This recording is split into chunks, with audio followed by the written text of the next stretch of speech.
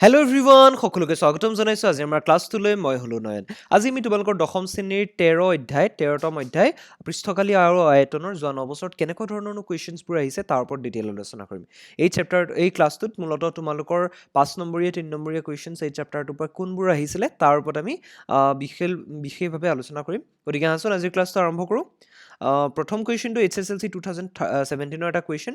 চ' মই প্ৰথমতে কৈ লওঁ এই চেপ্টাৰটো তোমালোকৰ মেইনলি প্ৰেক্টিছ বেছড হয় গম পাইছানে মানে এই চেপ্টাৰটোত তোমালোকৰ বহুত বেছি ফৰ্মুলাও নাই আছে কেইটামান ফৰ্মুলা আয়তন ভৰৰ ফৰ্মুলা আছে হয়নে সেই ফৰ্মুলাকেইটা ব্যৱহাৰ কৰি আমি আমাৰ ডেইলি লাইফৰ কিছুমান প্ৰব্লেমছ ইয়াত দি দিব দৈনন্দিন জীৱনৰ কিছুমান সমস্যাৰ কথা ইয়াত কৈ দিব আৰু সেইবোৰ আমি অংকৰ মাধ্যমেৰে সলভ কৰিব লাগে অ'কে চ' এই চেপ্টাৰটো একেবাৰে তোমালোকৰ প্ৰেক্টিছ বেছড তোমালোকে যিমান এই চেপ্টাৰটোত প্ৰেক্টিছ কৰিবা বেলেগ বেলেগ অংক তোমালোকে প্ৰেক্টিছ কৰিবা তোমালোকৰ সিমানেই অংকখিনিত আৰু অধিক তোমালোকৰ শ্বাৰ্পনেছটো বাঢ়ি বাঢ়ি গৈ থাকিব অংকখিনি আৰু অধিক ধুনীয়াকৈ কৰিব পাৰিবা আইডিয়াছবিলাক আহিব গম পাইছানে গতিকে প্ৰেক্টিছ কৰাটো খুবেই ইম্পৰ্টেণ্ট এই চেপ্টাৰটোৰ মই মূলতঃ তোমালোকৰ HSLC 2017ৰ পৰা 2025লৈকে অৰ্থাৎ এই বছৰলৈকে কেনেকুৱা ধৰণৰ কুৱেশ্যনছবোৰ কোনবোৰ কুৱেশ্যনছ আহি আছে কিবা ৰিপিট হৈ আছে নেকি সেইবোৰৰ ওপৰত এটা তোমালোকক আভাস দিম ঠিক আছে গতিকে আহাচোন আমি ক্লাছটো আৰম্ভ কৰোঁ আৰু আমাৰ অংকটো কৰোঁ HSLC 2017ত এই প্ৰশ্নটো সুধিছে যে এজন খেতিয়কে তেওঁৰ পথাৰত থকা 10 মিটাৰ ব্যাস 2 মিটাৰ গভীৰতাৰ এটা বেলন আকৃতিৰ চৌবাচ্চাৰ লগত 20 চেণ্টিমিটাৰ ভিতৰৰ ব্যাসৰ এডাল পাইপ এটা নলাৰ লগত সংযোগ কৰি দিলে আৰু 3 কিলোমিটাৰ প্ৰতি ঘণ্টা হাৰত পাইপেৰে পানী বৈ যায় তেন্তে চৌবাচ্চাটো ভৰ্তি কৰিবলৈ কিমান সময় লাগে চ' যেনেকৈ আমি আগৰ চেপ্টাৰটোত কৰিছিলোঁ তেনেকেই আমাৰ কি হৈছে ইয়াতো কি হয় আমি প্ৰশ্নটোৰ বাক্যবোৰ ডিকোড কৰি ল'ব লাগে বাক্যবোৰ যে দিয়া থাকে আমাক প্ৰশ্নটোৱে কি ক'ব বিচাৰিছে সেইটো আমি ডিকোড কৰি ল'ব লাগে চিত্ৰটো অংকন কৰি ল'ব লাগে চিত্ৰটো অংকন কৰিলে আমি তাৰ পৰা ধুনীয়াকৈ আমাৰ অংকটো কৰিব পাৰোঁ হয়নে এই চেপ্টাৰটো ভিজুৱেলাইজেশ্যনটো খুবেই ইম্পৰ্টেণ্ট অংকটোৱে কি কৈছে সেইটো আমি ভিজুৱেলাইজ কৰিব পাৰিব লাগিব তাৰপিছত কি হয় আমাৰ ছল্ভ কৰালে আমি যাব পাৰোঁ গম পাইছানে ভিজুৱেলাইজ কৰি ল'ব পাৰিলে চিত্ৰটো অংকন কৰি ল'ব পাৰিলে তোমালোকে ইজিলি কি কৰিব লাগে কৰি পেলাই অংকটো ছল্ভ কৰিব পাৰিবা অ'কে প্ৰথম কথা কৈছে খেতিয়কজনে পথাৰত 10 মিটাৰ ব্যাস আৰু 2 মিটাৰ গভীৰতাৰ এটা বেলন আকৃতিৰ চৌবাচ্চা এতিয়া চৌবাচ্চা মানে হৈছে এটা পানীৰ টেংক নহয় চিম্পলি টেংক এটা ঠিক আছে টেংকি তোমালোকৰ ঘৰত যে বনায় তেনেকুৱা এটা আৰু টেংকিটো কি চৌবাচ্চাটো কি আকৃতিৰ বেলন আকৃতিৰ বেলন মানে চিলিণ্ডাৰ আকৃতিৰ গম পাইছানে গতিকে 10 মিটাৰ ব্যাস আৰু সেই চিলিণ্ডাৰটোৰ মানে সেই বেলন আকৃতিৰ চৌবাচ্চাটোৰ টেংকিটোৰ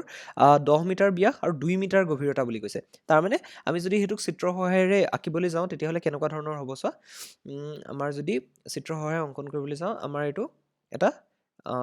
চিলিণ্ড্ৰিকেল শ্বেপ এটা চিলিণ্ডাৰ এটা অ'কে এইটোত কেনেকুৱা ধৰণৰ হয় তোমালোকে চোৱা এইটোত এটা বেলন আকৃতিৰ টেংকি মই এইটো আঁকি লৈছোঁ প্ৰথমতে বেলন আকৃতিৰ টেংকি কৈছে গতিকে টেংকিটো এনেকুৱা ধৰণৰ হ'ব চোৱা অ'কে টেংকিটো এনেকুৱা ধৰণৰ হ'ব চৰি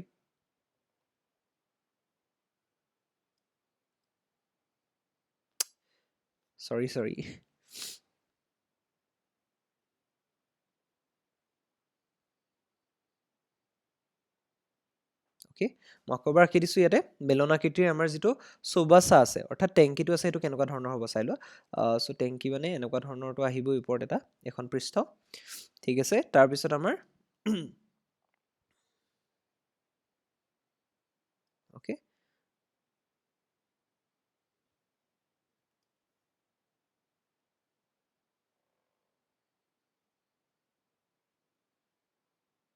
অ'কে এতিয়া আমাৰ তলৰ পৃষ্ঠখন আঁকিবলৈ আছে তলৰ পৃষ্ঠখন এনেকুৱা ধৰণৰ হ'ব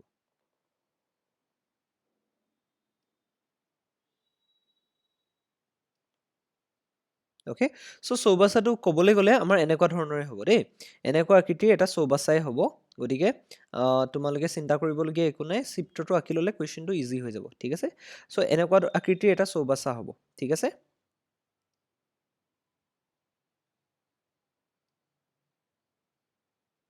অ'কে চ' চিত্ৰটো তোমালোকে অংকন কৰি ল'বা চিত্ৰটো তোমালোকৰ নিজৰ ভিজুৱেলাইজেশ্যনৰ কাৰণে আৰু অংকটো তোমালোকৰ সহজ হৈ যাবৰ কাৰণে খুবেই ইম্পৰ্টেণ্ট হয় চিত্ৰটো আঁকি লোৱাৰ লগে লগে আমাৰ অংকটো সহজ হৈ যায় চ' চিত্ৰটো এনেকুৱা ধৰণৰ হ'ব আমাৰ কৈছে চৌবাচ্চাটো কি হয় বেলন আকৃতিৰ মানে এইটো আকৃতিৰ চিলিণ্ডাৰ আকৃতিৰ হ'লনে এতিয়া ইয়াত কৈছে 2 মিটাৰ ব্যাস মানে ব্যাসডাল 2 মিটাৰ হ'ব হয়নে যিডাল ব্যাস আঁকিম আমি সেইডাল আমাৰ 2 মিটাৰ দৈৰ্ঘ্যৰ হ'ব অ'কে ব্যাস মানে এই পৃষ্ঠখন এইটো এটা হেৰি নহয় জানো এইটো এটা তোমাৰ এটা বৃত্ত নহ'ব জানো ওপৰৰ পৃষ্ঠখন গতিকে এডালৰ ব্যাস কিমান কৈছে আমাৰ এইটো ব্যাস কৈছে বিয়াডাল হোৱা নাই নেকি বাৰু এক মিনিট ওকে এলৰ ব্যাস যদি কওঁ ব্যাস কৈছে মোৰ অকনমান চিত্ৰটো বেলেগ ধৰণৰ হৈ গ'ল ওপৰৰ ব্যাসডাল আঁকিবলৈ যাওঁতে ওকে মই যদি এনেকৈ আঁকি দিওঁ এইটো ধৰি লওঁ এই বৃত্তটোৰ কেন্দ্ৰ ওপৰ পৃষ্ঠখন এটা বৃত্তই হ'ব হয়নে এই বৃত্তটোৰ কেন্দ্ৰ আৰু এইডাল আমাৰ ব্যাস বুলি কৈছে চ' ব্যাসডাল কিমান কৈছে ব্যাসডালৰ মান কৈছে 10 মিটাৰ ওকে 10 মিটাৰ বুলি কৈছে ওকে 10 মিটাৰ হ'লে এতিয়া আমাক কৈছে কি 2 মিটাৰ গভীৰতাৰ এটা বেলন আকৃতি 2 মিটাৰ গভীৰতা মানে এই যিটো আমাৰ বেলন আকৃতিৰ যিটো চৌবাচাটোৰ যিটো হেৰি হ'ব তোমাৰ চৌবাচাটোৰ আমাৰ যিটো উচ্চতা হ'ব উচ্চতাটো সেইটো কিমান হ'ব 2 মিটাৰ গভীৰতাৰ বুলি কৈছে গতিকে 2 মিটাৰ গভীৰতাৰ এইটো এটা চৌবাচা ওকে 2 মিটাৰ গভীৰতাৰ সেইটো মানে 2 মিটাৰ ওকে এইটোৰ মানে উচ্চতাটো 2 মিটাৰ হ'ব এইটো বেলন আকৃতিৰ চৌবাচা আৰু এইটোৰ উচ্চতা 2 মিটাৰ হ'ল আৰু ইয়াৰ ব্যাসডাল 10 মিটাৰ হ'ল আমি অংকন কৰি ললোঁ তাৰপিছত কৈছে কি 20 চেণ্টিমিটাৰ ভিতৰ ব্যাসৰ এডাল পাইপ নলাৰ লগত সংযোগ কৰি দিলে মানে ক'বলৈ গ'লে 20 মিটাৰ ইনাৰ ব্যাস মানে ভিতৰৰ ব্যাসডাল যিডাল আছে পাইপডালৰ সেইডাল হৈছে 20 মিটাৰ আৰু সেইডাল আমাৰ কি কৰিছে এই চৌবাচাটোৰ লগত সংযোগ কৰি দিছে আৰু পাইপডাল ইপিনে নলাৰ লগত সংযোগ কৰা আছে গম পাইছানে তাৰমানে কি এইখিনিতে আমাৰ পাইপডাল সংযোগ কৰি দিলে বুলি ধৰি লোৱা পাইপডাল আমাৰ এনেকুৱা ধৰণৰ হ'ব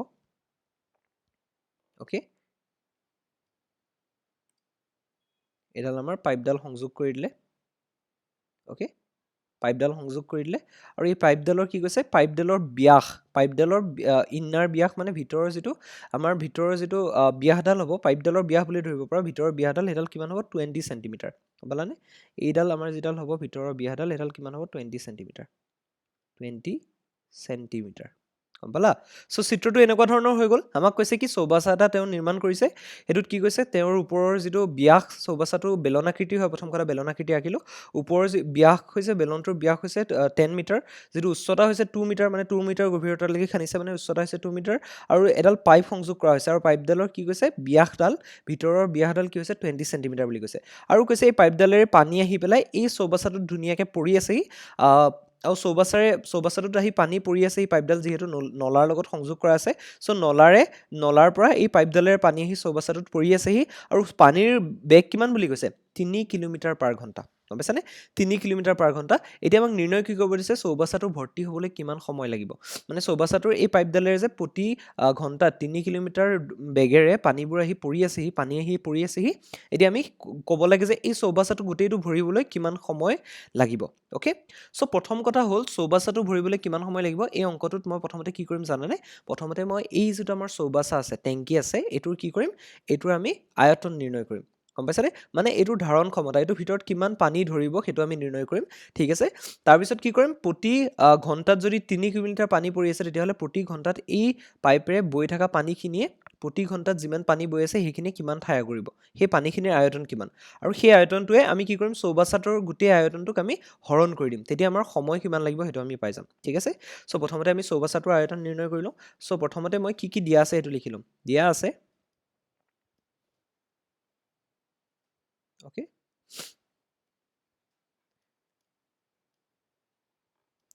দিয়া আছে আমাক কি দিয়া আছে সেইটো লিখি ল'ম আৰু যিখিনি বস্তু আমাক দিয়া আছে আমি দেখিছোঁ এই চেণ্টিমিটাৰটো কি আছে এইটো মিটাৰত নাইকিয়া আমি এই বাকীখিনি কিন্তু মিটাৰত আছে দেখিছানে গতিকে এই চেণ্টিমিটাৰটো মই কি কৰিম মিটাৰলৈ লৈ যাম দিয়া আছে কি চৌবাচাটোৰ হয়নে চৌবাচা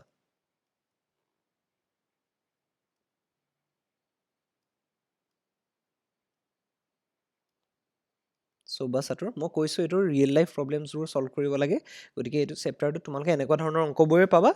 যিবোৰ অংক আমি ছল্ভ কৰিব লাগে আমি দৈনন্দিন জীৱনত পাই থকা অংকবোৰ আমি অংকৰ মাধ্যমেৰে ছল্ভ কৰিব লাগে গতিকে দিয়া আছে চৌবাচাটোৰ ব্যাস কিমান দিয়া আছে 10 মিটাৰ দিয়া আছে হয়নে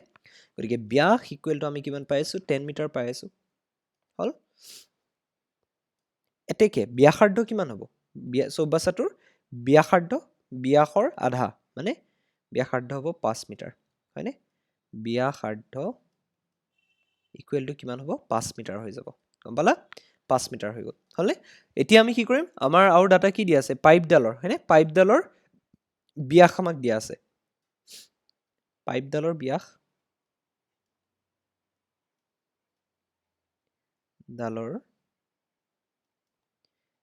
ব্যাস পাইপডালৰ ব্যাস ইকুৱেল টু আমাক কিমান দি আছে 20 সেন্টিমিটাৰ হয়নে পাইপডালৰ ব্যাসাৰ্ধ কিমান হ'ব তেতিয়াহ'লে আধা হ'ব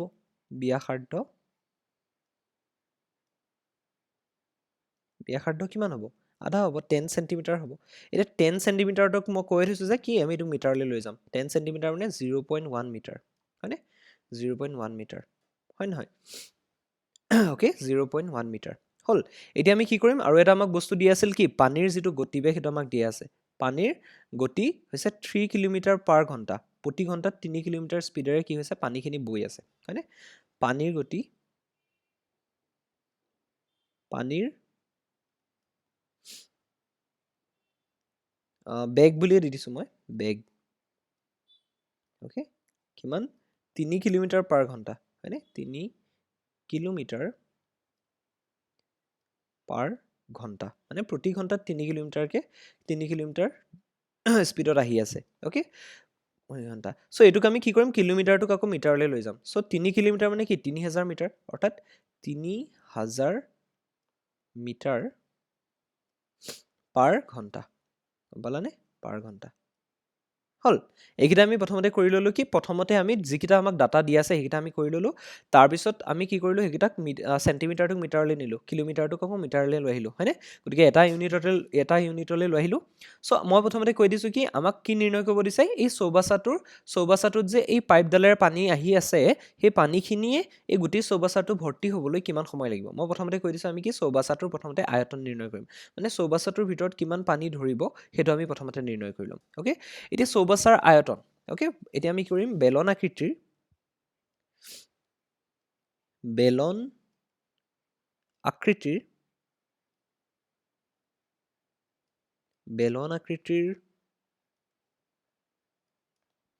চৌবাচাৰ আয়তন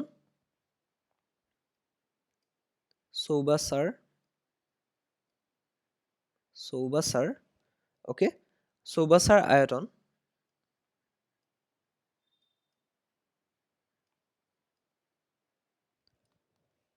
আয়তন কিমান হয় আমি এটা বেলনৰ আয়তনৰ সূত্ৰটো কি আছিলে যদি আমাৰ এটা বেলন থাকিব বেলনটোৰ আয়তনৰ সূত্ৰটো আছিলে কি পাই আৰ স্কয়াৰ এইচ মানে বেলনৰ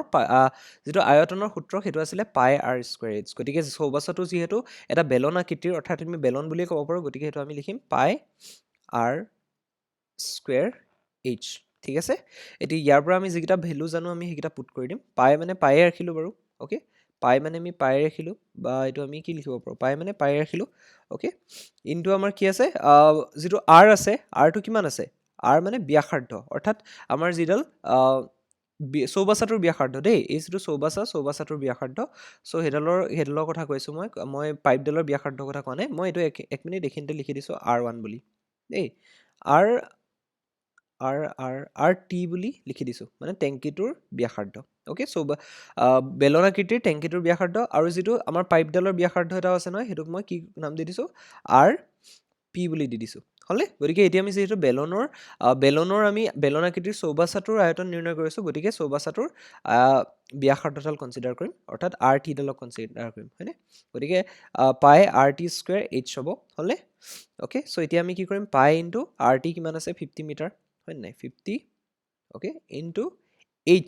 এইচ মানে কি উচ্চতা হয়নে উচ্চতাটো আমাক দিয়া আছে উচ্চতা আমি কিমান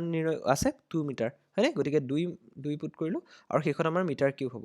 হয় নাই মিটাৰ কিউব হ'ব কিহৰ কাৰণে মিটাৰ কিউব হ'ব কাৰণ আয়তন সদায় মিটাৰ কিউবতে জোখা যায় গতিকে আমি যদি চাওঁ ইয়াৰ পৰা 50 মিটাৰটোক আমি কিউব সৰি আমাৰ যিটো কি আছিলে এইটো 5 মিটাৰ ন সৰি মই এইখিনিতে ভুল এটা কৰি থৈছো এইটো যদি চাওঁ আমাৰ কি আছিলে স্কয়াৰ আছিলে হয় নহয় আৰ টি স্কয়াৰ আছিলে হয় না আৰ টি মানে 5 গতিকে এইটো 5 স্কয়াৰ হ'ব ওকে সো আমাৰ এককটো মিটাৰ কিউব হৈ গ'ল মানে 5 মিটাৰ স্কয়াৰ কৰিলে মিটাৰ স্কয়াৰ আহিব আৰু এপিনে 2 মিটাৰটো মিলি পেলাই দুইটাই মিটাৰ কিউব হ'বগে আলটিমেটলি আৰু আমি এনেও জানো যে মিটাৰ কিউবে হয় এককটো গতিকে আমাৰ এইটো হ'ব ইয়াৰ পৰা আমি কি পাম 5 স্কয়াৰ কৰিলে 25 পাম গতিকে pi into 25 into 2 okay metre cube এইটো পাইছো হয়নে ইয়াৰ পৰা আমি কিমান পাম 25 দুগুণ 50 গতিকে 50 পাই মিটাৰ কিউব ওকে 50 পাই মিটাৰ কিউবে হ'ব আমাৰ চৌবাচাটোৰ আয়তন গম পাইছানে মানে চৌবাচ্চাটোত টোটেল কিমান 50 পাই মিটাৰ কিউব পানী ধৰে গম পাইছানে এইটো হৈছে চৌবাচ্চাটোৰ আয়তন গম পাইছানে নাই চৌবাচ্চাটোৰ ভিতৰত 50 পাই মিটাৰ কিউব পানী ধৰিব ঠিক আছে এইটো আমাৰ চৌবাচ্চাটোৰ আয়তন পাই থৈছো এতিয়া আমি কি কৰিম এই যেটো আমাৰ পানীৰ বেগ 3000 মিটাৰ পাৰ ঘণ্টা এটোৰ দ্বাৰা আমি কি কৰিম পানীৰ আয়তনটো নিৰ্ণয় কৰিম গম পাইছানে মানে পানীৰ আয়তনটো মই নিৰ্ণয় কৰিম কেনেকৈ যে পানীৰ বেগটো যেটো আছে সেই বেগটোৰ পৰা আমি পানীৰ আয়তনটো নিৰ্ণয় কৰিম মানে প্ৰতি ঘণ্টাত এই পাইপডালেৰে কিমান পানী যিমানখিনি পানী ওলাই আহে সেই পানীখিনিৰ আয়তনটো মই প্ৰথমতে নিৰ্ণয় কৰিম ওকে সো এতিয়া আমি কি কৰিম পানীৰ বেগৰ লগত এই পাইপডাল যেডাল আছে হেডালৰ ক্ৰছ সেকশনাল এৰিয়াটো অৰ্থাৎ পাই আৰ স্কয়াৰ পাই আৰ পি স্কয়াৰ মানে এই পাইপডালৰ এটা ক্ৰছ সেকশনাল এৰিয়াৰ আমি কি কৰিম কালি নিৰ্ণয় কৰিম আৰু দুইটাক হেতুক পানীৰ বেগৰ সৈতে পূৰণ কৰি দিলে প্ৰতি ঘণ্টাত এই পাইপডালেৰে যিমান পানী বৈ থাকে সেই পানীখিনিৰ আয়তনটো আমি গম পাই যাম ওকে সো এতিয়া প্ৰথম কথা হ'ল আমি কি কৰিম এতিয়া আমি ইয়াৰ পৰা আমি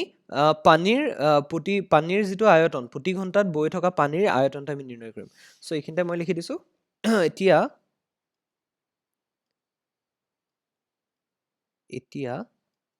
প্ৰতি ঘণ্টাত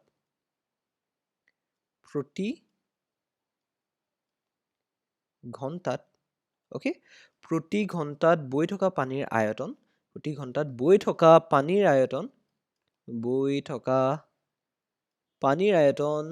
হয়নে পানীৰ বৈ থকা পানীৰ আয়তন মানে কি আয়তন মানে হৈছে কিমান ঠাই আগুৰি থাকে হয়নে গতিকে বৈ থকা পানীৰ আয়তন প্ৰতি ঘণ্টাত বৈ থকা পানীৰ আয়তন মানে প্ৰতি ঘণ্টাত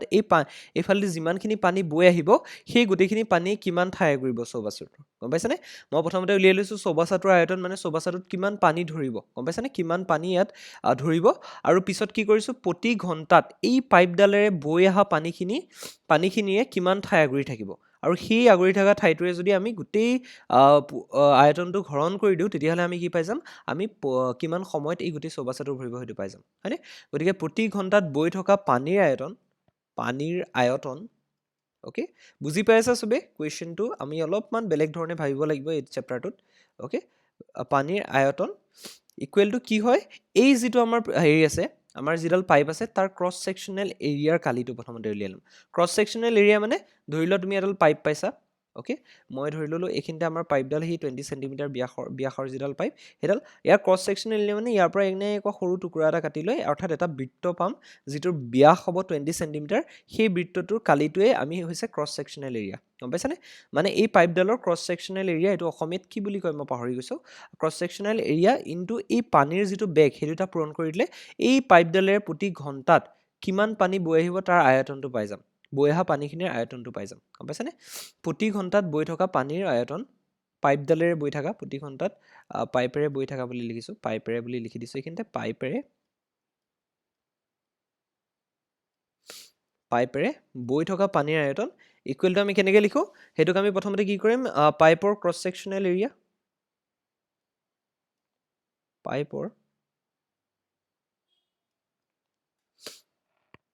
ওকে ক্ৰছ সেকশনাল বুলি মই এখিনতে লিখিছো তোমালোকে বুজি পাবৰ কাৰণে ওকে তোমালোকে অসমীয়াটো লিখিব পাৰা ক্ৰছ সেকশনাল এৰিয়া মই বুজাই দিছো ক্ৰছ সেকশনাল এৰিয়া মানে কি আসামিজ টাৰ্মটো লিখা নাই ক্ৰছ সেকশনাল এৰিয়া গম পাইছানে ক্ৰছ সেকশনাল এৰিয়া মানে কি গম পাইছানে নাই যে পাইপডালৰ আমি যদি একেবাৰে সৰু অংশ এটা লওঁ একে টুকুৰা এটা কাটি লওঁ আৰু সেই টুকুৰাটোৰ কি হৈছে ব্যাসডাল এই 20 সেন্টিমিটাৰ সৈতে সমান হ'ব মানে এটা 20 সেন্টিমিটাৰ সাৰ্কেল মানে এটা আমি বৃত্ত এটা পাম যেটোৰ ব্যাসডাল 20 সেন্টিমিটাৰ বলানে যেটোৰ ব্যাসডাল 20 সেন্টিমিটাৰ এই পাইপডালৰ ক্ৰছ সেকশনাল এৰিয়া বুলি ক'লে আমি হেতুই বুজো সো হেতুকে কি কৈছে ক্ৰছ সেকশনাল এৰিয়া মানে এনেকুৱা এটা বৃত্ত যেটোৰ ব্যাস 20 সেন্টিমিটাৰ মানে এই পাইপডালৰ পৰা সৰু একদম টুকুৰা এটা ৰাউণ্ডকে কাটি ললে হেতুই হ'ব এই পাইপডালৰ ক্ৰছ সেকশনাল এৰিয়া সো এটা আমি কিমান পাইছো ক্ৰছ সেকশনাল এৰিয়াটো আমি উলিয়াম তাৰ পিছত আমি হেতুৰ লগত কি পূৰণ কৰি দিম এই পানীৰ যেটো বেগ আমাৰ আছে 3000 মিটাৰ পাৰ ঘণ্টা হেতু আমি পূৰণ কৰি দিম তেতিয়া আমি কি পাই যাম প্ৰতি ঘণ্টাত বৈ থকা পানীৰ আয়তন পাই যাম পাইপডালেৰে গম পাইছানে পাইপডালেৰে প্ৰতি ঘণ্টাত বৈ থকা পানীৰ আয়তনটো আমি পাই যাম ওকে সো এটা ক্ৰছ সেকশনাল এৰিয়া ইনটু পানীৰ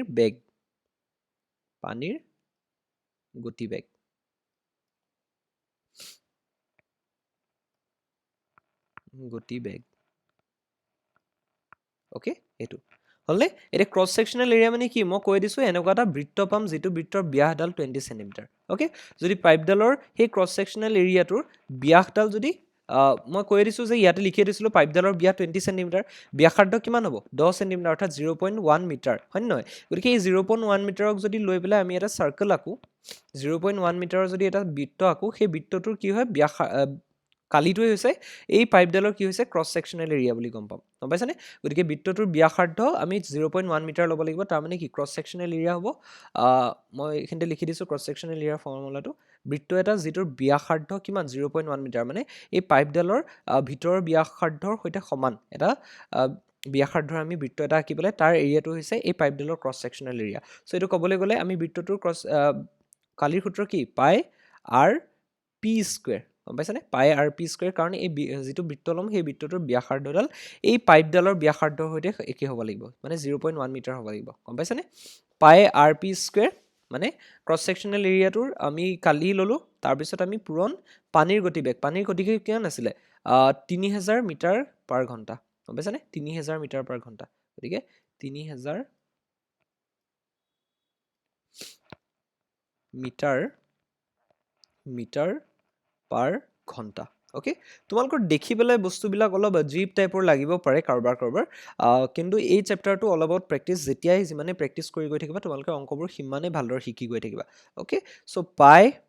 পাইটো পাই ৰাখিলোঁ, আৰ পি মানে কি আছিলে, আৰ পি মানে এই পাইপডালৰ ভিতৰৰ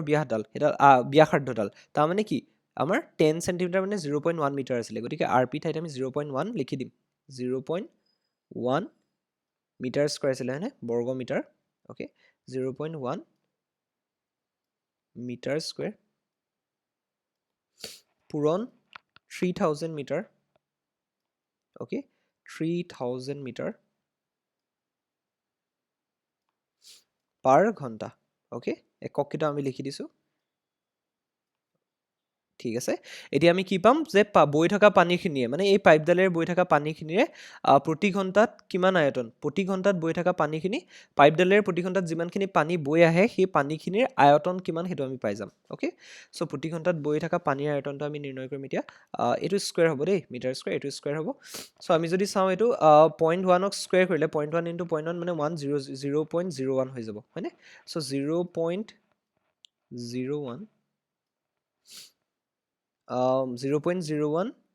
পাই ইনটু 3000, হয়নে? 3000 মিটাৰ কিউব পাৰ ঘণ্টা হৈ আছে। এতিয়া কেলকুলেশ্যনটো কৰি পেলাই আমি পাই আছোঁ, হয়নে? তাৰমানে কি আমাৰ এই 0.1টোক 0.1 ইনটু 0.1 কৰিব লগা হৈছে স্কুৱেৰ কৰোঁতে, হয় নে নহয়? গতিকে এইটো পূৰণটো চাই লোৱা, কাৰোবাৰ খেলি মেলি লাগিব পাৰে। চ' 0.1 ইনটু 1 হৈ গৈছে, হ'লনে? তাৰপিছত কি এটা আগত দশমিক আৰু এটা আগত দশমিক মানে দুটা আগত দশমিক মানে 0.01 হৈ আছে, বুজি পাই আছা? চ' এইটোৰ লগত যদি আমি 3000টো মাল্টিপ্লাই কৰি দিওঁ মানে 3000 আহিব, চ' ইয়াৰ আগত দুটা আগত দশমিক আহিব, হয়নে? গতিকে দুটা আগত দশমিক অহাৰ লগে লগে কি হ'ব 30 pi metre cube, okay metre cube per ঘণ্টা, গম পালানে? 30 পাই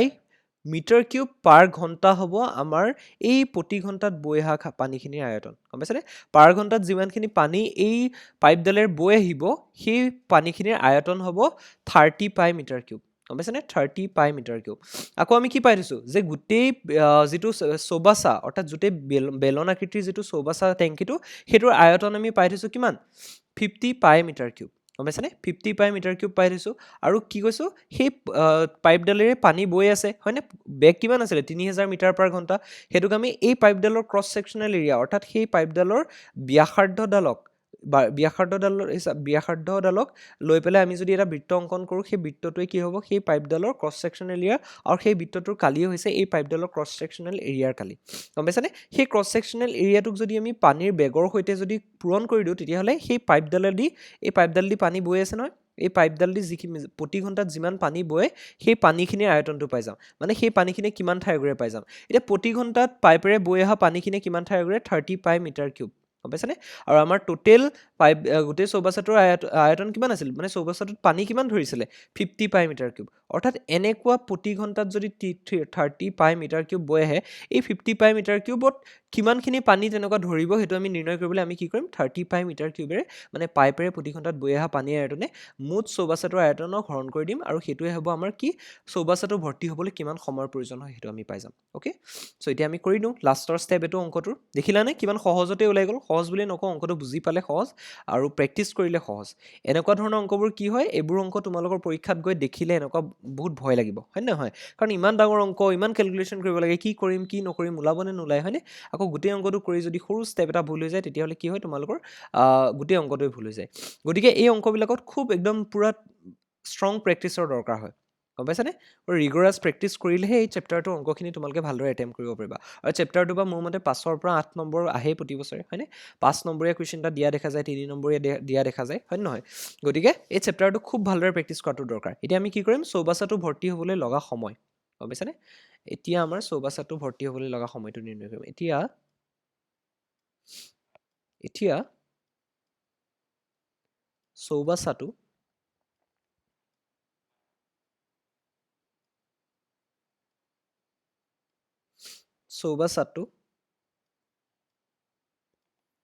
সম্পূৰ্ণ ভৰ্তি হ'বলৈ গম পাইছানে সম্পূৰ্ণ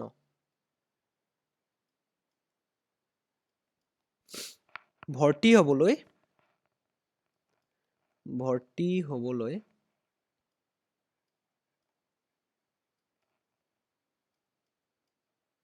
লগা সময় ওকে মই এনেকুৱা কোৱা নাই যে মই যিটো অংক এইটো অংক কৰি দিছো এইটো তোমালোকৰ আহিবই এনেকুৱা বুলিও কোৱা নাই মই এইটো কথা কৈছো যে এইটো ৰিপিট হ'ব পাৰে নো ডাউট কিন্তু এনেকুৱা ধৰণৰ এই অংকটো তোমালোকে যেতিয়াই কৰিবা এইটোৰ নিচিনা অংকবিলাক আহি থাকিলে তোমালোকৰ কি হ'ব আইডিয়াছবোৰ আহি যাব গম পাইছানে এনেকুৱা অংকবোৰ কৰি থাকিলে তোমালোকৰ আইডিয়াবোৰ আহি যাব যে এনেকে কৰিব লাগে বেলেগ অংক দিলেও তোমালোকে ইজিলি কৰিব পাৰিবা ওকে এতিয়া চৌবাচাটো ভৰ্তি হ'বলৈ লগা সময় সমান আমি কি কৰিম গোটেই চৌবাচাটোৰ আয়তন অৰ্থাৎ কিমান পাই থৈছিলোঁ 50 পাই মিটাৰ কিউব পাই থৈছিলোঁ হয়নে 50 পাই মিটাৰ কিউব মানে 50 পাই মিটাৰ কিউব পানী ধৰিব এইটোত 50 পাই মিটাৰ কিউবৰ আয়তন গম পাইছানে ওকে 50 পাই মিটাৰ কিউব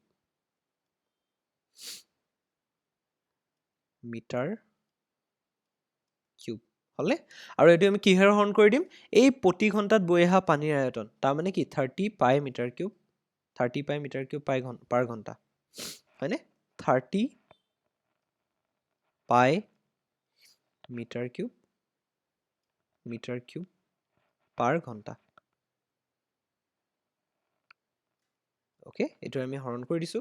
হ'লে এতিয়া যদি আমি ক্যালকুলেশন কৰো তেতিয়াহ'লে এই পাইটো কাটাকাটি গৈ আছে আৰু যদি আমি চাবলৈ যাওঁ এই শূন্যটো কাটা গৈ আছে অৰ্থাৎ 5/3 মিটাৰ কিউব কাটা গৈ আছে 5/3 এইটো 1 ঘণ্টা হৈ আছে হয়নে ওপৰলৈ গুচি যাব গতিকে আমি কি পাম 5/3 ঘণ্টা পাই যাম গম পাইছানে 5/3 ঘণ্টা আমাৰ সময় লাগিব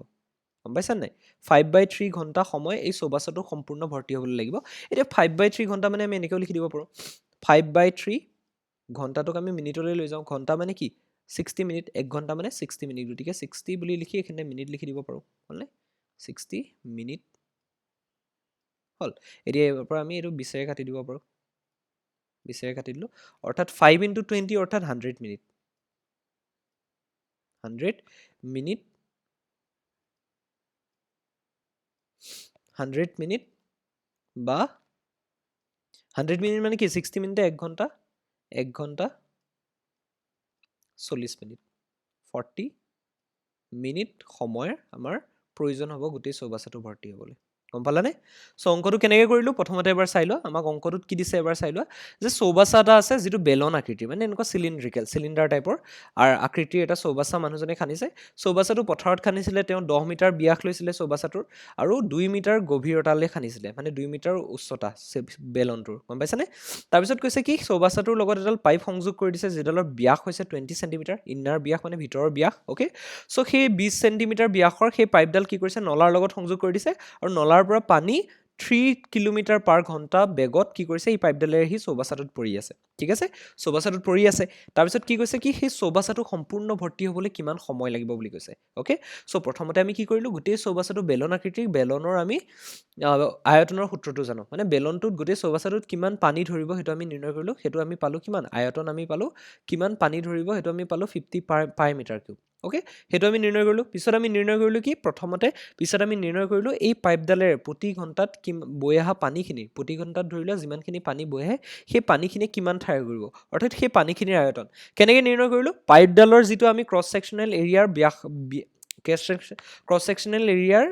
ক্ৰছ ছেকশ্যনটোৰ আমি কালি নিৰ্ণয় কৰিলো ক্ৰছ ছেকশ্যন মানে কি পাইপডালৰ সৰু যদি টুকুৰা এটা কাটি লওঁ সেই টুকুৰাটো এনেকুৱা বৃত্ত আকৃতিৰ হ'ব সেইটোৰ কালি নিৰ্ণয় কৰিলো মানে কি কৰিলো আমি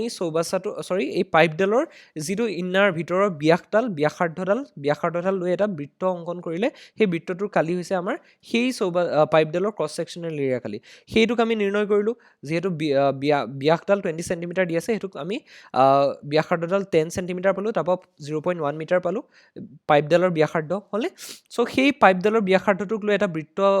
কল্পনা কৰি লওক সেই বৃত্তটোৰ কালিটো হৈছে পাইপডালৰ ক্ৰছ ছেকশ্যনেল এৰিয়া আৰু সেইটো হ'ব পাই R P square R P মানে হৈছে পাইপডালৰ ব্যাসাৰ্ধ গম পাইছেনে পাই আৰ পি স্কুৱেৰ হ'ল ক্ৰছ ছেকশ্যনেল এৰিয়াটো সেইটো কাৰ লগত পূৰণ কৰি দিলোঁ পানীৰ বেগৰ লগত গম পাইছেনে 3000 মিটাৰ পাৰ ঘণ্টা পানীৰ বেগ আছিল তাৰ লগত পূৰণ কৰি দিওঁতে আমি কি পালোঁ এই পাইপডালেৰে প্ৰতি ঘণ্টাত যিমানখিনি পানী বৈ আহে সেই পানীখিনিৰ আয়তন পাই গ'লোঁ এতিয়া আমি গম পাই আছোঁ যে গোটেই আয়তন মানে কি কিমান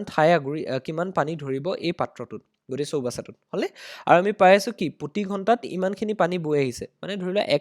এক্স লিটাৰ পানী প্ৰতি ঘণ্টাত এই ফালেদি বৈ আহিছে পাইপডাল দি মানে প্ৰতি ঘণ্টাত এই বৈ অহা পানীখিনি কিমান ঠাই ঘূৰিব সেইটো পাই গ'লোঁ গতিকে সেই ঠাইৰ যিমানখিনি ঠাই ঘূৰে সেইটোৰে আমি কি কৰিলোঁ গোটেই চৌবাচাটোত কিমান পানী ধৰিব সেইটোক আমি হৰণ কৰি দিলোঁ অৰ্থাৎ প্ৰতি ঘণ্টাত বৈ অহা পানীৰ আয়তনেৰে আমি চৌবাচাটোৰ আয়তনটোক হৰণ কৰি দিলোঁ আৰু আমি পালোঁগৈ কি 100 মিনিট সময় লাগিব অৰ্থাৎ 1 ঘণ্টা 40 মিনিটত গোটেই চৌবাচাটো ভৰ্তি হৈ যাব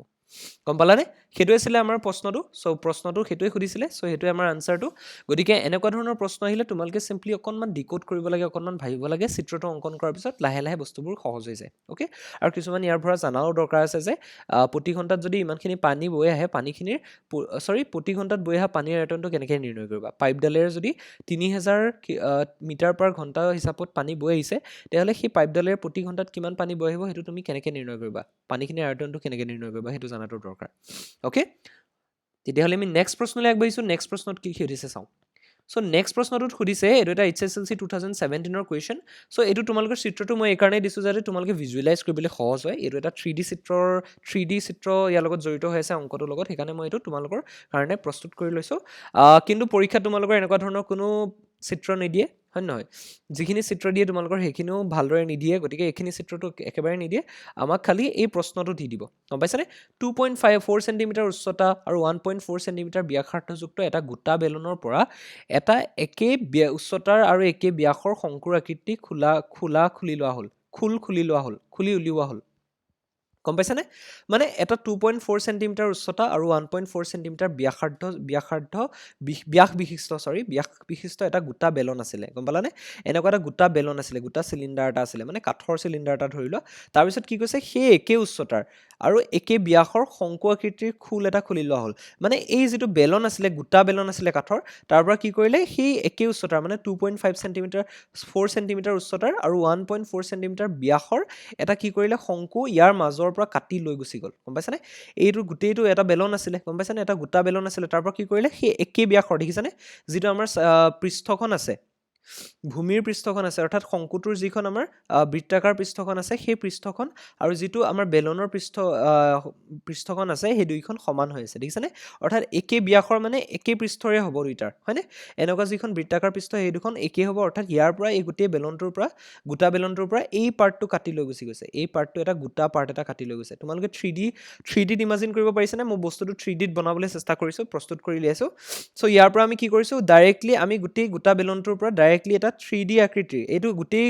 গোটা বেলন মানে এটা 3D আকৃতি দেই মানে এটা গোটা বস্তু এইটো চেপেটা বস্তু নহয় এনেকুৱা চেপেটা বস্তু এটা নহয় এইটো এটা গোটা বস্তুটোৰ পৰা কি কৰিছে এই তোমাৰ শংকু আকৃতিৰ এটা খোল এটা কাটি লৈ গুচি গৈছে আৰু শংকুটোৰ কি কৈছে যিটো উচ্চতা সেইটো বেলনটোৰ উচ্চতাৰ সৈতে একেই আমি দেখা পাই আছোঁ আৰু যিটো শংকু আছে শংকুটোৰ যিডাল ব্যাস সেইডালো কি হয় বেলনৰ ব্যাসৰ সৈতে একেই অৰ্থাৎ 1.4 চেণ্টিমিটাৰ এতিয়া আমি নিৰ্ণয় কৰিব লাগে অৱশিষ্ট গোটা বস্তুটোৰ কালি কিমান হ'ব গম পাইছানে এই খোলাটোতো কাটি লৈ গুচি গ'ল ইয়াৰ পৰা এই শংকু আকৃতিৰ খোলাটো কাটি লৈ গুচি গ'ল এই বেলনটোৰ পৰা গোটা বেলনটোৰ পৰা এতিয়া আমি কি নিৰ্ণয় কৰিব লাগে বাকী যিখিনি থাকি গৈছে মানে এই পাৰ্টটো গম পাইছানে এই যিটো পাৰ্ট বাকী থাকি গৈছে এই এনেকুৱা গোটা যিটো পাৰ্ট এইটো এটা ঘূৰণীয়া পাৰ্ট হ'ব হয়নে গোটা যিটো পাৰ্ট বাকী থাকি গৈছে সেই পাৰ্টটোৰ আমি কালি নিৰ্ণয় কৰিব লাগে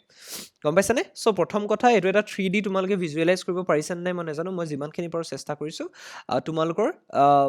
যাতে বুজি পোৱা তোমালোকে বস্তুটো চ' মই এইটো অংকটো এতিয়া কৰিবলৈ গৈ আছোঁ চ' এইটো এটা গোটা বস্তু বেলনটোৰ পৰা তোমালোকে এইটো মন কৰিবা যে শংকু এটা কাটি লৈ গুচি গৈছে ইয়াৰ পৰা শংকুটোৰ ব্যাস আৰু উচ্চতা এই বেলনৰ ব্যাস আৰু উচ্চতাৰ সৈতে সমান গম পাইছানে এতিয়া আমি নিৰ্ণয় কৰিব লাগে অৱশিষ্ট বাকী যিখিনি থাকি গৈছে সেইখিনিৰ পৃষ্ঠকালি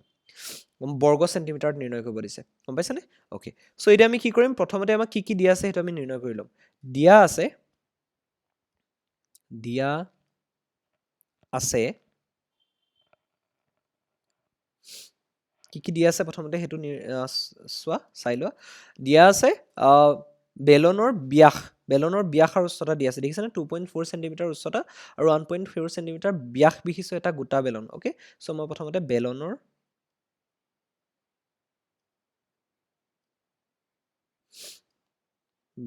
ব্যাস কিমান দিয়া আছে বেলনৰ ব্যাস 1.4 চেণ্টিমিটাৰ 4 চেণ্টিমিটাৰ আমাক দিয়া আছে গম পাইছানে বেলনৰ ব্যাস আমাক 1.4 চেণ্টিমিটাৰ দিয়া আছে তাৰপিছত কি কৈছে এতিয়া ব্যাসাৰ্ধডাল আমি ডাইৰেক্টলি নিৰ্ণয় কৰিব পাৰিম কেনেকৈ নিৰ্ণয় কৰিব পাৰিম বেলনৰ ব্যাসাৰ্ধ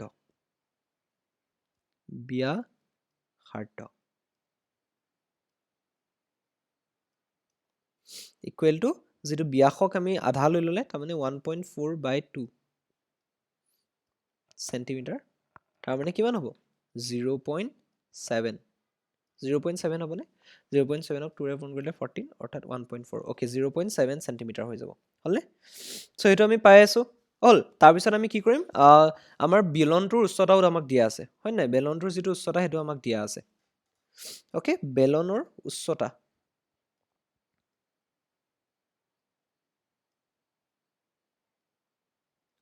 আমাক দিয়া আছে কিমান 2.4 চেণ্টিমিটাৰ দিয়া নাই জানো 2.4 চেণ্টিমিটাৰ উচ্চতা 2.4 চেণ্টিমিটাৰ উচ্চতা ঠিক আছে এতিয়া আমাক কি কৈছে শংকুটোৰো দিয়া আছে শংকুটোৰ উচ্চতা ব্যাস আৰু উচ্চতা এই বেলনৰ ব্যাস আৰু উচ্চতাৰ সৈতে একেই গতিকে শংকুৰো লিখি ল'ম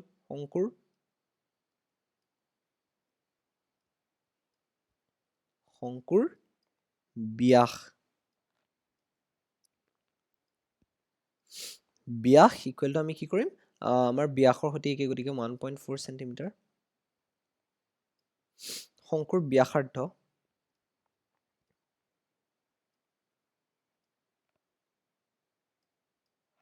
শংকুৰ ব্যাসাৰ্ধটো মই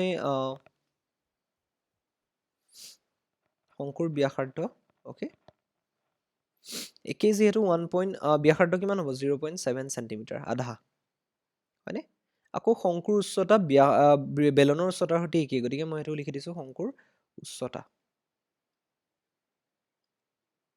অ'কে সেইটো আমাৰ কিমান হৈ আছে শংকুৰ উচ্চতা হৈ আছে কিমান উচ্চতা 2.4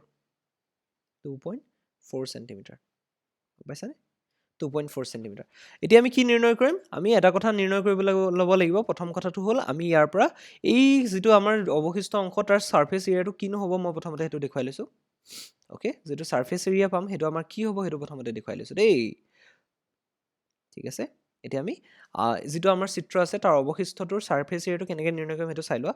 চ' এই ছাৰ্ফেচ এৰিয়াটো নিৰ্ণয় কৰিবলৈ আমাক কি কৈছে গোটেই বেলনটো এটা গোটা বেলন হয়নে গোটা বেলনটোৰ পৰা এই শংকুটো কাটি উলিয়াই লৈ গুচি গৈছে গম পাইছা নাই তাৰমানে কি এইখিনি পাৰ্টটো এইটো এটা ঘূৰণীয়া পাৰ্ট এটা ভিতৰত থাকি যাব শংকু আকৃতিৰ ঘূৰণীয়া পাৰ্ট এটা ভিতৰত থাকি যাব হয়নে ওপৰৰ ছাইডটো এইটো পৃষ্ঠ খালী হ'ব হয় নহয় গতিকে যিহেতু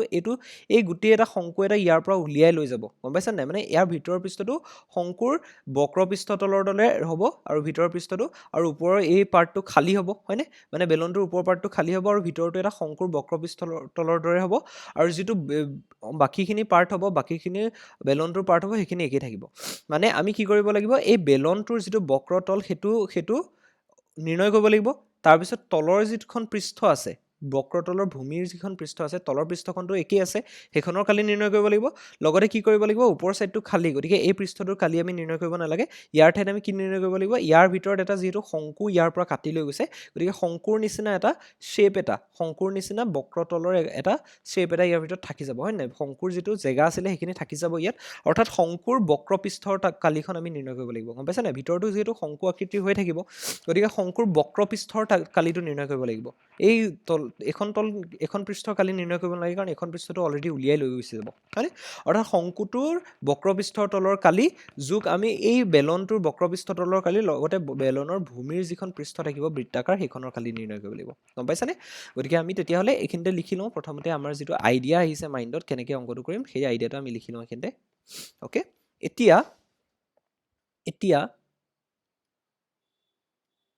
এতিয়া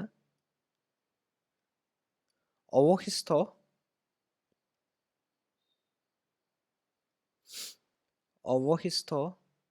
ওকে অৱশিষ্ট কি বুলি দিছে অৱশিষ্ট আমাৰ অৱশিষ্ট গোটা বস্তুটোৰ বুলি দিছে ন গতিকে মই হেতু লিখিম অৱশিষ্ট গোটা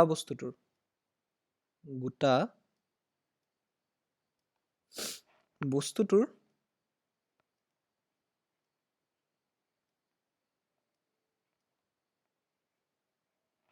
পৃষ্ঠকালি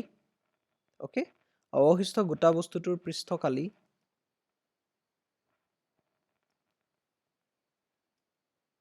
ইকুৱেল টু আমি কি লিখিম সো তোমালোকে নিজে ইমাজিন কৰা বস্তুটো গম পাইছানে মই তোমালোকক ইয়াত যিমানখিনি পাৰি 3D দেখুৱাই দিছো কাৰণ চিত্ৰত ইমান ভালকে বুজোৱাটো সহজ নহয় যোনে বুজি পাইছে কিন্তু নুবুজা হকলে তোমালোকে নিজে ইমাজিন কৰা যে তোমালোকৰ হাতত গোটা এনেকুৱা কাঠৰ বেলন আকৃতিৰ টুকুৰা এটা আছে আৰু সেই গোটা কাঠৰ টুকুৰাটোৰ পৰা মই কি কৰিছো শংকু এটা তাৰ মাজৰ পৰা কাটি লৈ গুছি গৈছো শংকুটোৰ যিটো ব্যাস হ'ব ব্যাসডাল এই গোটা বেলনৰ ব্যাসৰ সৈতে একে অৰ্থাৎ শংকুটোৰ যিখন এনেকুৱা সাৰফেস বৃত্তাকাৰ পৃষ্ঠখন থাকিব সেইখন এই বেলনটোৰ বৃত্তাকাৰ পৃষ্ঠখনৰ নিচিনাই হ'ব সমানে হ'ব আৰু এইটো আমি কি কৰিছো ইয়াৰ পৰা টুকুৰাটো ডাইৰেক্টলি কাটি লৈ গুছি গৈছো সো কি থাকিব আমাৰ এইখিনিত কি থাকিব এটা বৃত্তাকাৰ এনেকুৱা ভিতৰৰ সাইডে খোলা জায়গা এটা থাকিব হয়নে শংকু আকৃতি এটা ভিতৰত থাকি যাব গতিকে সেই শংকু আকৃতিৰ কি হ'ব বক্ৰপৃষ্ঠৰ তলৰ নিচিনা এটা ভিতৰত আহি থাকি যাব কালি পৃষ্ঠ এখন থাকি যাব শংকুৰ বক্ৰ এই শংকুটো কাটি লৈ যোৱা শংকুটোৰ বক্ৰপৃষ্ঠৰ কালিৰ সমানে এখন কি হ'ব বক্ৰপৃষ্ঠৰ তল এখন থাকি যাব অৰ্থাৎ শংকুৰ বক্ৰপৃষ্ঠখন বুলি ক'ব পাৰি আৰু এপিনে কি হ'ব যেটো বেলন থাকিব বেলনটোৰ বক্ৰপৃষ্ঠখন থাকিবই লগতে তলৰ যিখন ভূমিৰ পৃষ্ঠ থাকিব এখন থাকিবই গতিকে গুটেকিটা আমি যোগ কৰি পেলাই আমি এই গুটি অৱশিষ্ট অংশটোৰ অৱশিষ্ট গোটা বস্তুটোৰ আমি কালি নিৰ্ণয় কৰিব পাৰিম হয়নে গতিকে বস্তুটোৰ পৃষ্ঠকালি গোটা বস্তুটোৰ পৃষ্ঠকালি অৱশিষ্ট আমি প্ৰথমতে লিখিম বেলনৰ এইখিনিতে এটা কথা মনত ৰাখা তোমালোকৰ বেলনৰ বক্ৰপৃষ্ঠৰ কালি বুলি নিলিখো আমি সিম্পলি কি লিখি দিও বেলনৰ CSA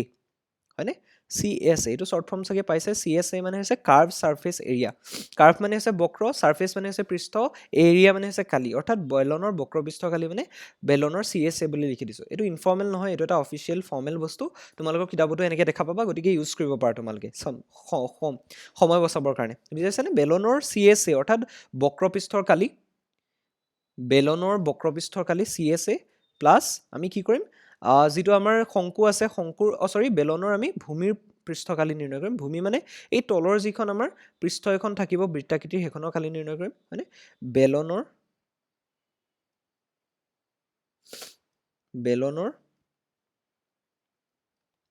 ভূমিৰ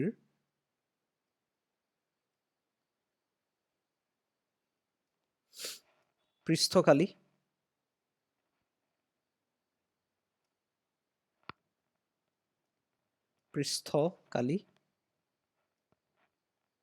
যোগ বেলনৰ পৃষ্ঠকালি হয়নে কি কৰিলো বেলনৰ কাৰ্ভ সাৰফেস এৰিয়া অৰ্থাৎ বক্ৰতলৰ কালি তলৰ পৃষ্ঠখনৰ কালি যোগ আমি শংকুৰ বক্ৰপৃষ্ঠৰ কালি নিৰ্ণয় কৰিম অৰ্থাৎ শংকুৰ ডাইৰেক্টলি লিখি দিছো মই শংকুৰ বক্ৰপৃষ্ঠৰ কালি মানে CSA কাৰ্ভ সাৰফেস এৰিয়া বুলি লিখি দিব পাৰো গম পাইছানে CSA বুলি লিখি দিব পাৰো এইটো হৈছে আমাৰ গোটেই গোটা বস্তুটো কালি নিৰ্ণয় কৰাৰ আমাৰ ব্লুপ্ৰিন্টটো আমাৰ আইডিয়াটো গম পাইছানে সো এটোই হল আৰু ইয়াৰ পিছত আমি সিম্পলি ফৰ্মুলাত বহাই দিলে আমাৰ কি হ'ব এই গোটা বস্তুটোৰ কালি নিৰ্ণয় হৈ যাব সো ইমান একো টান নহয় এটো অংক সিম্পলি তোমালোকে প্ৰথমখিনি যদি বুজি পাইলো অংকটো ভিজুৱেলাইজ যদি কৰিব পাৰা তোমালোকে সিম্পলি কামখিনি কৰি গৈ থাকিব পাৰা গম পাইছা নাই গতিকে মই এতিয়া ইয়াৰ ফৰ্মুলাছবোৰ বহাই দিম সিম্পলি ওকে, এতিয়া আমি চিম্পলি তোমালোকৰ ফৰ্মুলা মতেদি বহাই দিম। অৱশিষ্ট গোটা অংশৰ কালি এতেকে অৱশিষ্ট গোটা অংশৰ কালি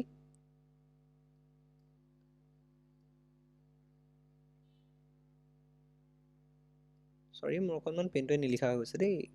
অৱশিষ্ট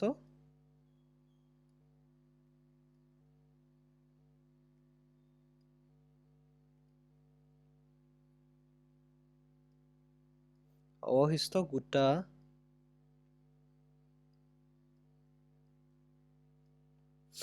অংশৰ কালি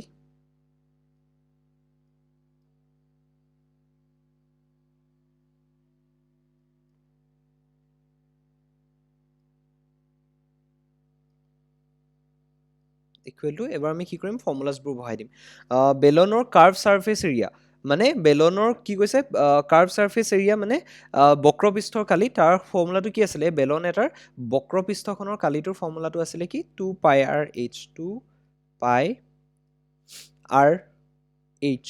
হ'লনে, সেইটো পুট কৰিলোঁ হ'ল, প্লাছ আমাৰ যিখন বেলনৰ ভূমিৰ পৃষ্ঠকালি, তাৰমানে কি ভূমি মানে হৈছে এখন বৃত্তাকাৰ এটা পৃষ্ঠ এখন, গতিকে বৃত্তৰ পৃষ্ঠকালিটো আমি জানো πr² হয়নে, πr² হ'ল, প্লাছ আমাৰ কি হ'ব যিটো শংকু আছে শংকুৰ কি হ'ব বক্ৰপৃষ্ঠৰ কালি, শংকুৰ বক্ৰপৃষ্ঠৰ কালিটো সূত্ৰটো আছিলে πr(l) গম পাইছানে? পাই আৰ মানেতো বুজিয়ে পাইছা, পাই মানে পাই, আৰ মানে হৈছে ব্যাসাৰ্ধডাল হয়নে, শংকুটোৰ ব্যাসাৰ্ধডাল, কিন্তু এল মানে কি, এল লিখিব লাগিছিল সৰি, এল মানে কি মই এতিয়া তোমালোকক বুজাই দিছোঁ, এল মানে হৈছে হেলনীয়া উচ্চতাটো, গম পাইছানে, হেলনীয়া উচ্চতাটো। মই প্ৰথমতে এইখিনিতে তোমালোকক দেখুৱাই দিছোঁ কেনেকৈ হেলনীয়া উচ্চতাটো নিৰ্ণয় কৰে, গম পাইছা? অ'কে, হেলনীয়া উচ্চতাটো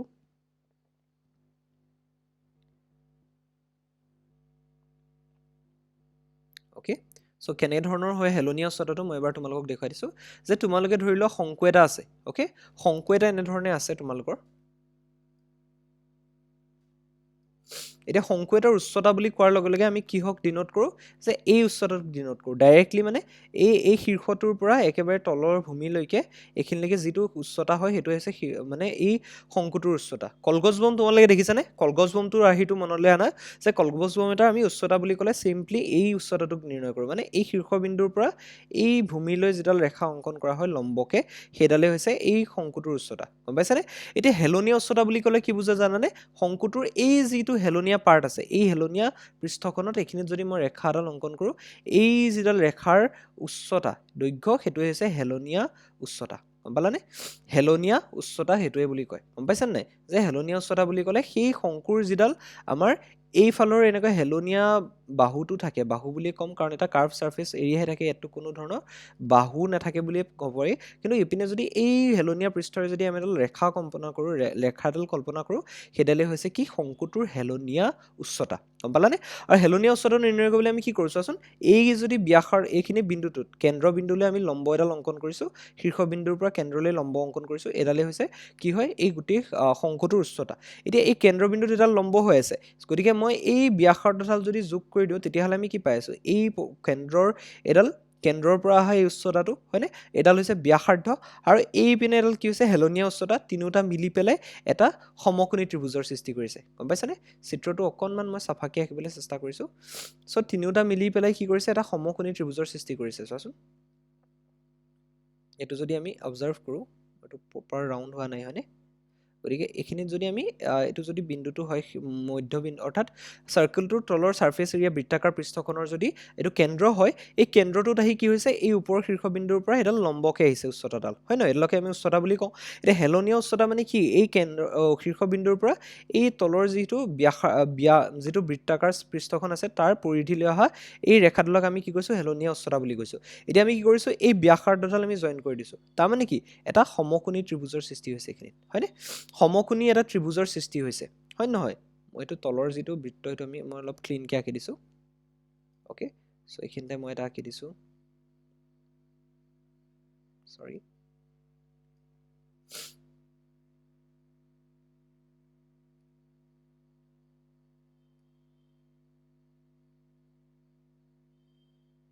ঠিকে আছেনে এইটো এতিয়া? অ'কে।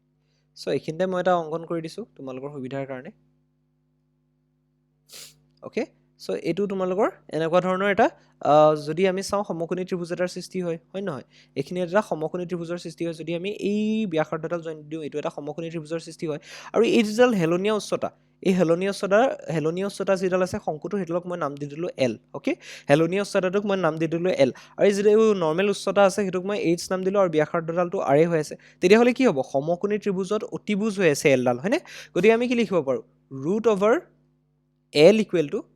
সমকোণী ত্ৰিভুজৰ যিহেতু অতিভুজডাল ৰুট অভাৰ লম্ব স্কোৱাৰ প্লাছ ভূমি স্কোৱাৰ হয়নে লম্ব স্কোৱাৰ বা ভূমি স্কোৱাৰ প্লাছ লম্ব স্কোৱাৰ তাৰমানে কি আৰ স্কোৱাৰ প্লাছ এইচ গম পাইছানে তাৰমানে কি মানে এই যিটো শংকুটো আছে তাৰ যদি আমাক ব্যাসাৰ্ধডাল দিয়া থাকে আৰু উচ্চতাটো দিয়া থাকে তাৰ পৰা আমি কি কৰিব পাৰোঁ হেলনীয়া উচ্চতাটো আমি এলটো নিৰ্ণয় কৰি ল'ব পাৰোঁ গম পাইছানে আৰু হেলনীয়া উচ্চতাটো আমাৰ কি হয় এই যিখন কাৰ্ভ ছাৰ্ফেচ এৰিয়া অৰ্থাৎ আমাৰ যিটোখন বক্ৰপৃষ্ঠকালি সেইটো নিৰ্ণয় কৰাত ব্যৱহাৰ হয় তাৰ সূত্ৰটোত ব্যৱহাৰ হয়নে গতিকে সূত্ৰটো আমাৰ পাই আৰ এল বুলি আছে গতিকে এই এলটো আমি কি কৰিম আমাৰ যিহেতু শংকুটোৰ উচ্চতা আৰু ব্যাসাৰ্ধ দুইটাই দিয়া আছে এলটো তাৰ পৰা নিৰ্ণয় কৰি ল'ম অ'কে চ' ইয়াৰ পৰা আমি যদি ক্লিয়াৰলি অবজাৰ্ভ কৰোঁ আমাৰ কি হৈ আছে পাই আৰটো চবতে আছে তাৰমানে কি পাই আৰটো আমি কমন লৈ ল'ব পাৰোঁ পাই আৰটো আমি কমন লৈ ল'ব পাৰোঁ হ'লে ভিতৰত কিমান থাকিব এইটো 2h থাকিব 2h থাকিলে প্লাছ পাই আৰটো লৈ ল'লে ইয়াত আৰ এটা থাকিব হ'লে প্লাছ ইয়াত পাই আৰটো লৈ ল'লে ইয়াত এল এটা থাকিব হ'ল পাই আৰটো আমি কমন লৈ ল'লোঁ পাইৰ ভেলুটো আমাক দিয়া আছেনে ইয়াত কিবা ধৰিবলৈ পাইৰ ভেলুটো যদি চাওঁ আমাক ইয়াত কোনো ধৰণৰ দিয়া নাই গতিকে 22/7 বুলি আমি ধৰি ল'ম বাৰু অ'কে 22/7 মই ইয়াত ছেপাৰেটকৈ আৰ লিখি থকা নাই দেই ছেপাৰেটকৈ শংকুৰ কাৰণে তাৰপিছত আকৌ বেলনৰ কাৰণে বেলেগ বেলেগ আৰ লিখি থকা নাই আৰু আৰ টি আৰ 1 আৰ 2 সেইবোৰ লিখি থকা নাই কাৰণ মই জানোৱে শংকু আৰু বেলনৰ দুইটাৰে ব্যাসাৰ্ধ একেই হ'ব আৰু উচ্চতাও একেই হ'ব গতিকে এইচ বুলি লিখিছোঁ হয়নে চ' ইয়াৰ পৰা আমি কি কৰিব পাৰোঁ ইয়াৰ পৰা আমি 22/7 লিখিলোঁ আৰৰ ভেলুটো কিমান আছিল আৰৰ ভেলু আমি পাই থৈছিলোঁ কিমান আছিলে আৰৰ ভেলুটো চাওঁ 0.7 চেণ্টিমিটাৰ হয়নে গতিকে 0.7 চেণ্টিমিটাৰ হ'ব 0.7 অ'কে ব্ৰেকেটৰ ভিতৰত 2 ইনটু কি হ'ব আমাৰ যিটো এইচ আছে এইচ কিমান আছিলে 2 ইনটু এইচ মানে 2.4 আছিলে হয়নে 2.4 আছিলে হ'লে তাৰপিছত আৰ মানে 0.7 আছিলে 2.4 0.7 আছিলে হ'লে আকৌ এল মানে আমি কি পাই থৈছোঁ root over R square plus H square তাৰ মানে কি ৰুট অভাৰ তলতে লিখি দিছোঁ দেই মই এইখিনিতে নাটাৰ কাৰণে root over R square plus H square R মানে কি আৰ মানে 0.7 square plus H square H মানে কি এইচ মানে আমাৰ দিয়া আছিল কি এইচ মানে আমাৰ উচ্চতাটো কিমান আছিলে 2.4 হয়নে 2.4 স্কোৱাৰ হৈ যাব 2.4 স্কোৱাৰ হৈ গ'ল হ'লে এইটো ৰুট অভাৰ তলত তাৰপিছত আমি এই ব্ৰেকেটডাল ক্ল'জ হৈ আছে অ'কে চ' এইটো আমি ইয়াৰ পৰা আমি কৰিম 0.7 এইটোক 10 বাৰ যাব 0.7 ইনটু 10 পূৰণ কৰিলে আমি কিমান পাম 7 পাম গতিকে 10 আহি গ'ল 0.7 7ক কাটি দিলোঁ আকৌ 10 আকৌ 22 কিমান বাৰ যাব হৰণ কৰি দিলে আমি চিম্পলি লিখিব পাৰোঁ 2.2 হয়নে 2.2 বাহিৰৰ এই কেলকুলেশ্যনটো কৰি 2.2 বহাই দিলোঁ ব্ৰেকেট ষ্টাৰ্ট কৰিলোঁ এই 2য়ে 24ক পূৰণ কৰিলে কিমান হ'ব 48 তাৰমানে 4.8 আহিব হ'লে আকৌ প্লাছ আহিলে 0.4 নহয় চৰি 0.7 প্লাছ আমাৰ যিটো ৰুট অভাৰ তলৰ কেলকুলেশ্যন আছে আমি সেইটো কৰিম এতিয়া অ'কে 0.7 স্কোৱাৰ মানে কিমান 0.49 হয়নে 7 7 গুণ 49 0.7 দুটা পূৰণ কৰিলে দুটা আগত দশমিক আহি যাব 7 7 গুণ 49 0.49 হ'ব হ'ল প্লাছ 2.4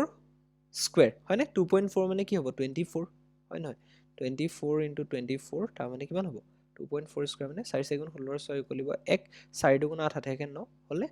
4 দুগুণ 8 48 হ'ব হ'লে নাই 48 হ'ল অ'কে ইয়াৰ পৰা আমি চিম্পলি 6 পালোঁ 9 8 কিমান পালোঁ 17 পালোঁ উকলিলে 1 5 পালোঁ 576 তাৰমানে কি 5.76 হয়নে 2.4 মানে দুটা আগত দশমিক আহিব গতিকে 5.76 পালোঁ হ'লে 5.76 পাই আছোঁ এইটো কেলকুলেট কৰি অ'কে ব্ৰেকেটটো ক্ল'জ কৰিলোঁ তাৰপিছত আমি পিছৰখিনি তলত কৰিব লাগিব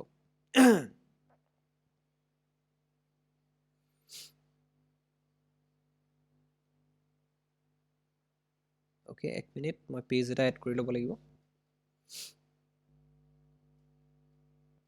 ওকে সো বুজি পাইছা এতিয়ালৈকে সহজ বস্তুৱে বহুত বেছি টান নহয় এই অংকটোতো সিম্পল ফৰ্মুলাত আমি পুট কৰি দিলে হৈ যায় হয় নহয় গতিকে সিম্পল ফৰ্মুলাত আমি পুট কৰি দিলে আমি ইয়াৰ আনসাৰটো পাই যাম গতিকে আমি কৰি চাওঁ কৰি থাকোঁ সিম্পলি তোমালোকে ধৈৰ্য সহকাৰে অংকটো খালি কৰি থাকিবা দেই ওলাবনে নোলাই ভাবি বেছি টেনশ্যন নল'বা সিম্পলি তোমাৰ সন্মুখত যেটো ক্যালকুলেশন থাকে সেইটো কৰি গৈ থাকিবা ওকে সো এতিয়া আমি 2.4 এটো পাই আছো ওকে 2.2 পাই আছো সৰি 2.2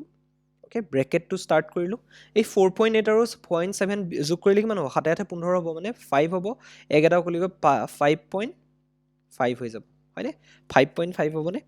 2 দিলে ওকে 7 8 15 5 উকলিব 1 ওকে সো 1 আহি 5 5.5 হৈ গ'ল হলনে প্লাস আকৌ আমি যদি এটো চাওঁ তেতিয়া হলে কিমান হয় সোৱা যোগ কৰিলে আমি 9 6 15 5 উকলিব 1 7 4 11 11 1 কিমান হ'ব 12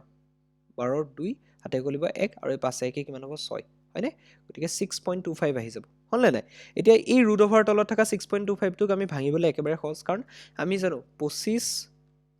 পূৰণ 25 কৰিলে আমি সদায় 625 পাওঁ মানে 25 স্কয়াৰ কৰিলে 625 পাওঁ হয়নে এতিয়া দুটা আগত দশমিক আছে গতিকে আমি এটোৰ আগতো দশমিক এটোৰ আগতো দশমিক দিলে কি হ'ব 6.25 হৈ যাব অৰ্থাৎ 2.5 ৰ স্কয়াৰ কৰিলে 6.25 পাই যাম হয়নে গতিকে আমি ইয়াৰ পৰা 2.2 আছে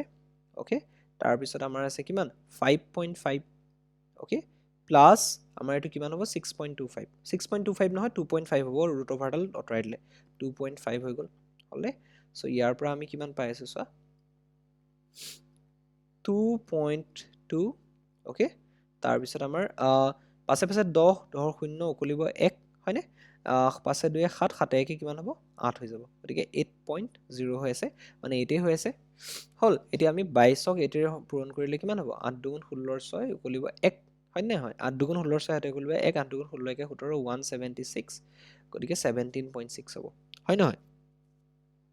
গতিকে 17.6 কি হ'ব আমাৰ কিহৰ কালি এটো অবশিষ্ট অংশৰ কালি তাৰ মানে কি 17.6 কি আছে এককবোৰ কি আছে সেন্টিমিটাৰ আছে গতিকে সেন্টিমিটাৰ স্কয়াৰ হৈ যাব হয়নে গতিকে 17.6 সেন্টিমিটাৰ স্কয়াৰ গম পাইছা অংকটো কেনেকৈ কৰিলো এবাৰ চাই লোৱা তোমালোকৰ প্ৰথম কথা কৈছে কি এই সিলিন্ড্ৰিকেল শেপ এটা আছে সিলিন্ড্ৰিকেল শেপ বা বেলন আকৃতিৰ এটা গোটা বস্তু আছে কাঠৰ বেলন আকৃতিৰ গোটা বস্তু এটা তোমালোকে কল্পনা কৰা তাৰ পৰা কি কৰিলো এটা সেম উচ্চতাৰ এটা শংকু গম পাইছানে এই বেলনটোৰ যিমানটো উচ্চতা 2.44 সেন্টিমিটাৰ হিস একি উচ্চতাৰ কি কৰিছো এটা শংকু ইয়াৰ পৰা কাটি লৈছো শংকু এটা ইয়াৰ মাজৰ পৰা খুলি পেলালো মানে বটালেৰে কাটি বা কিবা ধৰণে আমি এই কাঠৰ যেটো বেলন আকৃতিৰ টুকুৰা আছিলে হেতুৰ পৰা আমি কি কৰিলো এই শংকুটো আমি ভিতৰৰ পৰা কাটি লৈ গলো সো কাটি লৈ যোৱাৰ পিছত ইয়া কি হৈছে ভিতৰটো খালি হৈ গৈছে হয়নে মানে শংকুটোৰ আকৌ ব্যাসডাল মানে এই যিখন সাৰফেস এৰিয়া এইখন যিখন পৃষ্ঠ হ'ব এই পৃষ্ঠখন আৰু যেটো উচ্চতা দুইটা কি হৈছে এই বেলনটোৰ সৈতে সমান হৈ আছে গম পাইছা নাই মানে এই গোটেই সাৰফেসখন আমাৰ নেথাকিব বেলনটোৰ লগতে ভিতৰত এটা এনেকুৱা শংকু আকৃতি এটা ইয়াৰ ভিতৰৰ পৰা উলিয়াই লৈ গৈছে গম পাইছা সো এতিয়া আমি অবশিষ্ট অংশৰ কালি নিৰ্ণয় কৰিব লাগে প্ৰথম কথা হল বেলনটোৰ বাকি ভিতৰ অংশখিনিহে গৈছে পৃষ্ঠ কালি নিৰ্ণয় কৰিবলৈ কাৰণে বাকি অংশখিনি বাকি এই যেটো কাৰ্ভ পৃষ্ঠ আছে বক্ৰ পৃষ্ঠ আছে হেতু একে আছে তলৰ যিখন পৃষ্ঠ আছে হেখনো একে আছে গতিকে আমি প্ৰথমতে কি কৰিলো বক্ৰ পৃষ্ঠখনৰ কালি আকৌ তলৰ যিখন আমাৰ বৃত্তাকাৰ পৃষ্ঠ আছে হেখনৰ কালি আৰু লগতে কি কৰিলো ইয়াৰ মাজত এটা শংকু আকৃতিৰ শংকুটো যেটো কাটি লৈ গল হেতুৰ কি হৈছে ভিতৰত এটা বক্ৰ পৃষ্ঠৰ কালি এখন থাকি গৈছে শংকুটোৰ গম পাইছানে শংকুটোৰ সমানে একে আইডেন্টিকেল এখন বক্ৰ পৃষ্ঠৰ কালি ইয়াৰ ভিতৰটো থাকি গৈছে হয় নহয় গতিকে সেই পৃষ্ঠখনৰ কালি আমি নিৰ্ণয় কৰিলো গুটিকেইটা কালি যোগ কৰি দিলো যোগ কৰি পেলাই আমাৰ কিমান পালোগে সিম্পলি আমি পালোগে 17.6 সেন্টিমিটাৰ স্কয়াৰ অৰ্থাৎ যেটো আমাৰ অবশিষ্ট অংশ থাকিব গোটা বস্তু হেতু থাকিব 17.6 সেন্টিমিটাৰ স্কয়াৰ থাকিব তাৰ কালি গম পাইছা সো হেতু আছিল আমাৰ অংকটো সো সিম্পল ভাবি ভয় খাব নালাগে সিম্পলি ভিজুৱেলাইজ কৰিবলৈ চাবা আৰু আইডিয়াটো তোমালোকৰ নিজে নিজে আহিব যেতিয়া তোমালোকে অংকবোৰ কৰিবা ওকে আৰু ক্যালকুলেশনবোৰ সদায় তোমালোকে ভাবি নাথাকিবা যে ইমান ডাঙৰ ক্যালকুলেশন আনসাৰ ওলাবগে নাই সিম্পলি তোমালোকে ফ্ৰন্টত যেটো ক্যালকুলেশন কৰিব পাৰিছা যেটো তোমালোকৰ বেষ্ট ভাবিছা হেতু কৰিবা ওকে সো এনেকৈ আমি অংকটো এটো কৰিলো ঠিক আছে